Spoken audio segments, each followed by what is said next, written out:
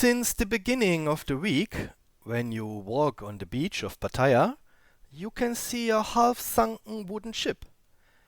It is also reported in the media. Time for me to start my drone and investigate the case from a close range.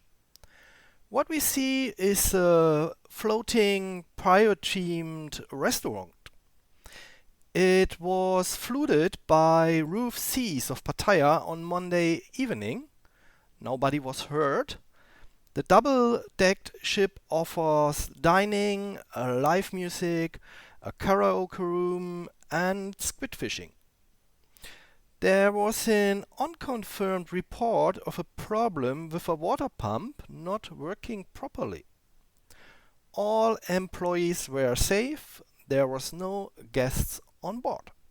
So let's look a closer look with the drone.